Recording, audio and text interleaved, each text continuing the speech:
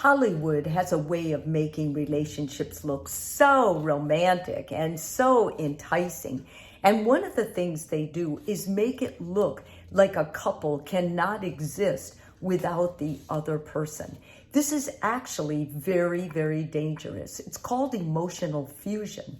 And when couples aren't used or partners aren't used to having relationships, or they're kind of going in line with what they see, what they think, the romanticizing, it's very easy for them to become so fused with their partner that they actually are not mentally healthy at this time.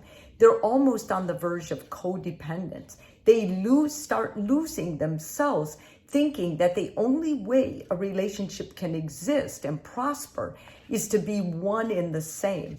This is not true. In fact, if you're emotionally fused with a partner, there are ways and reasons that you should get detached and get away from that idealistic thinking, because it will harm your relationship if it's left unchecked. If you continually live together like that, you'll not only bore each other, but you will smother the relationship. It won't have room to actually breathe. And space in a relationship is so important. So how do you know if you're having this? The first thing, you begin feeling responsible for your partner's emotions. Your partner has their own emotions, and you should not feel like it's your job to jump in and self-soothe them or take care of them. We saw this demonstrated in the 1950s on old TV shows and movies. Couples would actually lie to each other because they were afraid that their partner couldn't handle the emotional truth. When you begin feeling like it's your job, or that your whole day is ruined if your partner's whole day is ruined, that's your first indication that you may be suffering from emotional fusing. Second one, taking on responses and reactions of someone else. If you begin responding and acting exactly like your partner to information or situations, that's a sign that you're becoming emotionally fused.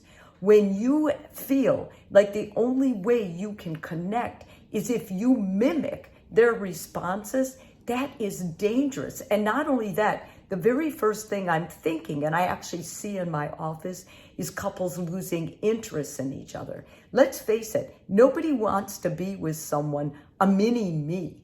You don't want that unless you're a very fragile person, that you need someone to agree with you on all areas and aspects of life.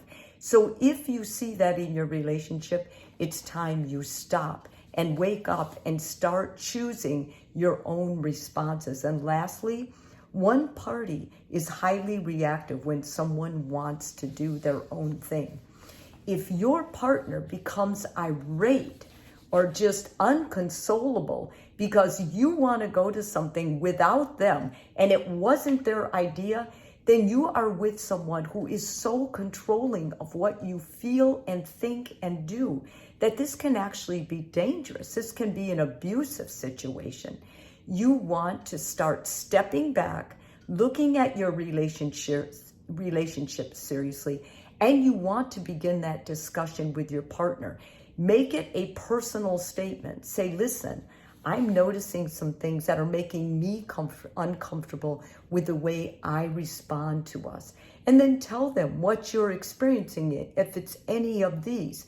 Tell them you think adding more space is actually going to make the relationship more viable, more interesting, and more able to thrive.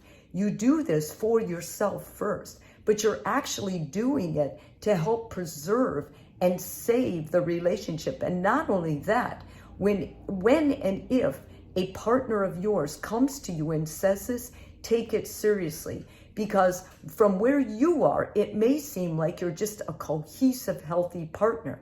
But if they're starting to feel lost, or like they're totally mimicking or dependent on you to decide who they're gonna want to be like or what they are, then you will know ahead of time, I am dating someone who is not in charge of what they're feeling, and we need to get a grip on this before we take it any further.